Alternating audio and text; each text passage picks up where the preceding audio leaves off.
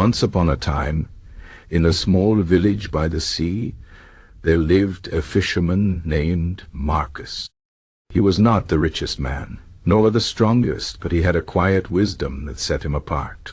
Every morning before the sun rose, Marcus would push his boat into the water and cast his nets, hoping for a good catch. Some days the sea was generous, and his nets were full. Other days the waves were rough, and he returned with nothing. Yet, no matter the outcome, Marcus wore the same calm smile. The villagers often wondered how he remained so peaceful. One evening, after a long day of work, a young man named Lucius approached him. "Marcus," he said, "how is it that you never seem troubled? Some days you catch nothing, yet you act as if it does not matter. Don't you worry about feeding your family?" Marcus wiped his hands on his tunic and looked out at the sea. "Lucius," he replied, "the sea gives what it gives. I control my nets, my boat, and my effort. But the fish, the waves, the storms, those are not mine to command." Lucius frowned. "But if you cannot control the fish, how can you live without fear?" Marcus sat down on the sand and gestured for Lucius to join him. "Let me tell you a story," he said.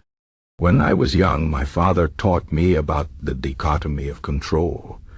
It is an old idea, one that comes from the Stoics like Seneca. He said there are two kinds of things in this world, those we control and those we do not. Our thoughts, our actions, our choices, these belong to us. Even the fish in the sea, these do not." Lucius scratched his head. "But if you cannot change the things outside, what is the point of trying?" Marcus smiled. "Ah, but that is where most people go wrong. They spend their lives fighting what they cannot change, and in doing so they lose peace. Think of it like this. If a storm comes, can you stop it? No, but can you prepare your boat, tie it securely, and wait it out? Yes." Lucius was silent for a moment. Then he asked, "So you are saying we should only care about what we can control?" Marcus nodded.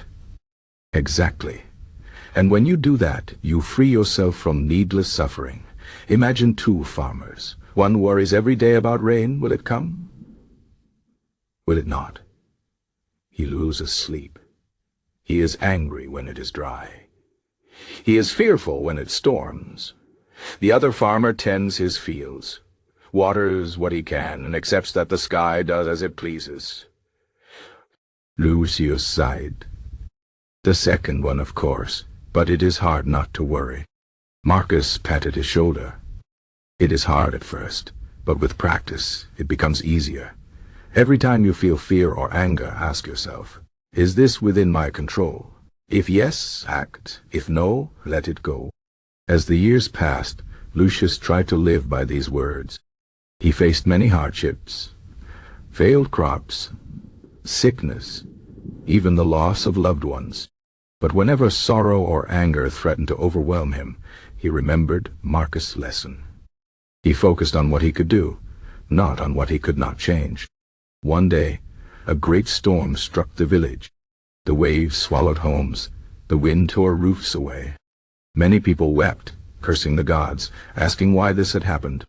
But Lucius, though saddened, did not despair. He gathered what he could, helped his neighbors, and began rebuilding. An old woman watched him and said, "How can you work so calmly? Our village is ruined." Lucius paused, thinking of Marcus. "The storm was not in our hands," he said, "but what we do now is. The dichotomy of control does not mean we ignore suffering or pretend hardship does not exist. It means we focus our energy where it matters. We cannot stop the wind, but we can adjust our sails. We cannot force others to love us, but we can choose to be kind. We cannot avoid death, but we can decide how to live." In time, Lucius became known as the wisest man in the village. People came to him with their troubles, and he would always ask the same question. Is this yours to control? Some listened and found peace.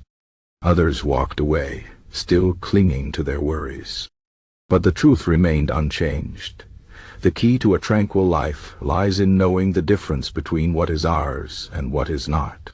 And so, the lesson of Marcus and Lucius lived on, whispered from one person to the next, a simple but powerful truth. Peace begins when we stop fighting the waves and learn to sail.